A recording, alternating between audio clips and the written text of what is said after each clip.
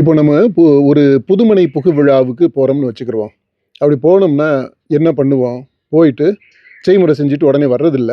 இப்போ வீடு எப்படி கட்டியிருக்கிறாங்க, என்ன ஆகுறோம் அப்படின்றத நம்ம போய் உள்ள போய் பார்ப்போம். இப்போ அந்த ஏரியாவுல இருக்கக்கூடிய மிகப்பெரிய பணக்காரர் ஒருத்தரு, அ பண்ணையாரு. அவர் கட்டியிருக்கிறாரு, பங்களா மாரி வீடு கட்டியிருக்கிறாரு அப்படின்னா, நம்முடைய ஆர்வம் இன்னும் அதிகமாகும்.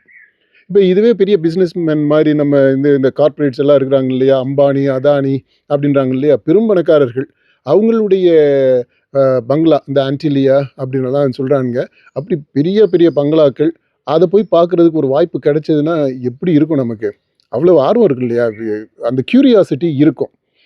இப்ப அந்த ரேஞ்சில தாங்க விஜயினுடைய வீடும், விஜயினுடைய கட்சி ஆஃபீஸும்.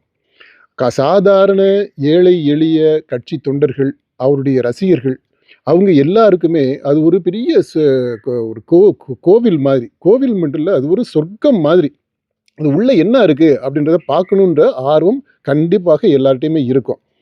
இப்ப அதனால தான் நம்ம இந்த பாருங்க, இந்த விருப்ப மனு தாக்கல் செய்றதுக்காக அவங்க யார் வேணாலும் தாவேகா தொண்டர்கள் வரலாம் அப்படின்னு சொன்ன உடனே, கூட்டம் கூடுச்சு பார்த்தீங்களா? ஆயிரக்கணக்கில வந்து கூடிட்டாங்க. ஒரு பெரிய எதிர்பார்க்காத அளவுக்கு பெரும் கூட்டம் அது. அவங்க வந்தவங்க எல்லாருமே இந்த வேட்பு மனு தாக்கல் செய்யணும், இந்த விருப்ப மனுவ வாங்கி ஃபில் பண்ணி குடுக்கணும் அப்படின்றதுக்காக வந்தவங்களா நீங்க நினைக்கிறீங்க? நான் பார்த்தது வரைக்கும் நம்முடைய மக்கள் ஆய்வு குழுவினர் அத அந்த அந்த இடத்துல இருந்து அத அப்சர்வ் பண்ணி சொன்னத தரவுகள் அடிப்படையில நம்ம பார்த்தோம்னா, வந்தவங்கள்ல பெரும்பான்மையானவங்க, 3/4 பேருக்கு மேல அந்த இடத்த பார்க்கணும். அங்க அந்த சூழல் எப்படி இருக்குன்றத நம்ம பார்க்கணும். உள்ள போய் பார்க்கணும். அப்புறம் முடிஞ்சா ஒருவேளை அந்த நம்முடைய கடவுள் அ விஜய் உள்ள வர்றாரு அப்படின்னா, அவருடைய தரிசனம் கிடைச்சுச்சுன்னா பெரும் பாக்கியமாக இருக்கும்.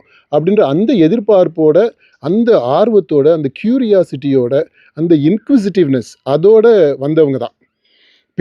பெரும்பான்மையானவங்க அப்படி வந்தவங்க. அப்புறம் என்னன்னா, நம்ம இந்த மாரி ஒரு இடத்துக்கு போகும்போது, அவங்கலாம் நீங்க பாருங்க எல்லாமே குரூப்பா தான் வந்திருக்கிறாங்க. ஃப்ரெண்ட்ஸா எல்லாம் சேர்ந்து வந்திருக்கிறாங்க.